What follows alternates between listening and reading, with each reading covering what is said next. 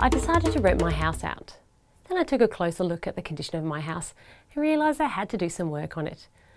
Cracks in the plaster, a jammed sash window, brick laying out the front. My husband looked at me and said, "What's the probability that you say you will do it, but you won't get to it?" I didn't answer. I went to Airtasker. Airtasker is part of a new industry, the sharing economy. It works like this. People on Airtasker have excess capacity to do jobs. There could be an engineer who knows everything about old timber sash windows, a medical student who knows how to lay bricks from working in his father's business. And I have a demand. I want the garden edging laid, the window fixed and the cracks hidden. I have to accept a level of trust in this arrangement, more than I would if I hired a bricklayer. I don't know if this student can really lay bricks properly. I choose to believe his profile on Airtasker is true. However, I want some identity verification. In one sense, there is no difference between letting the student into my house than letting in a certified tradesman.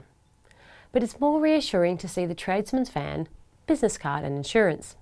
In this situation, I'm not as sure about what happens if the work is poor quality.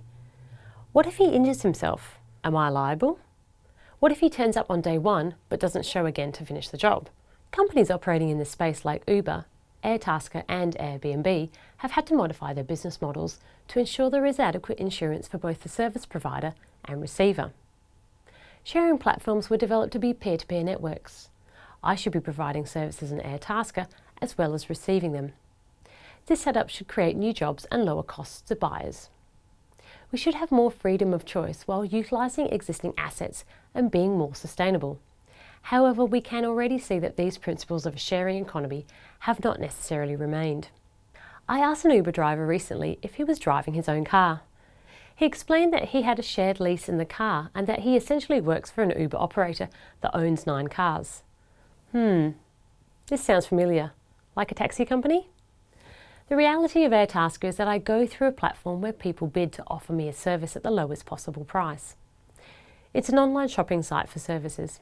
But whichever way we view these companies and their offerings, we can see that they cause other broader changes to the way we use products and services. The more penetration Uber gets, the less need we have to purchase a car. For the Uber driver, does a car become a source of income in their purchase decision? The flow-on effect is that auto manufacturers will change their design and product offering to match their consumer needs.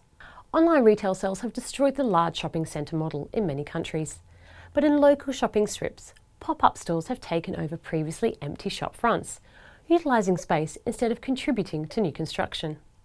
Travellers are always looking for more authentic local experiences, an area that traditional accommodation suppliers have not focused on.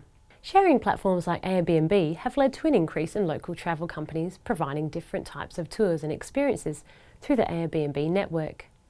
These are examples of how demand and supply of products and services is being influenced by the emergence of the sharing economy. To recap, the sharing economy is about matching spare capacity with demand, and many new companies have entered the space with online platforms to bring buyers and sellers together. The industry has evolved through changing consumer attitudes to the consumption of products and services, but is also facing challenges.